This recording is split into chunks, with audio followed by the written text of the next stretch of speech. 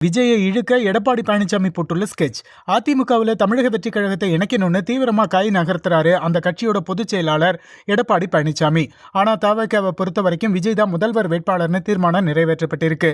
அதிமுகவை பொறுத்த வரைக்கும் இபிஎஸ் தான் முதல்வர் வேட்பாளர்.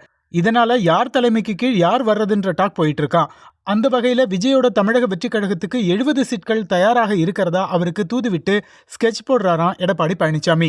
அந்த வகையில ஆல்ரெடி கூட்டணியில இருக்கிற பாஜகவை விட விஜய்க்கு கூடுதலா சீட் ஒதுக்கி ரெடியாகி இருக்கிறத பார்த்தா பாஜகவை அவர் 2ஆம் பட்சமா நடத்துறாரோ அப்படின்ற கேள்வியும் எழுந்திருக்கு. விஜயும் அவரால் தேர்ந்தெடுக்கப்பட்டிருக்கிற மாவட்ட செயலாளர்களும் சரியான அரசியல் அனுபவம் இல்லாதவங்களா இருக்கிறதால எப்படியும் அதிமுக மாதிரியான ஒரு பெரிய கட்சியோட கூட்டணி சேர்ந்தா மட்டும்தான் குறிப்பிட்ட தொகுதிகளிலையாச்சும் வின் பண்ணி சட்டசபைக்குள்ள என்ட்ரி ஆக முடியும்.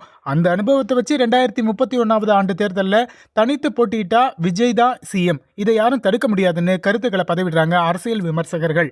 ஆளுங்கட்சியான திமுக வீட்டுக்கு அனுப்ப விஜயுடைய ஃபேஸ் வேல்யூ அதிமுகவுக்கு முக்கியமான ஒன்றா இருக்கு. அதனால 70 சீட் அப்படிங்கிற எண்ணிக்கை அதிகமாகறதுக்கும் வாய்ப்பு இருக்கிறதாகவும் பேசப்பட்டு வர்றது குறிப்பிடத்தக்கது.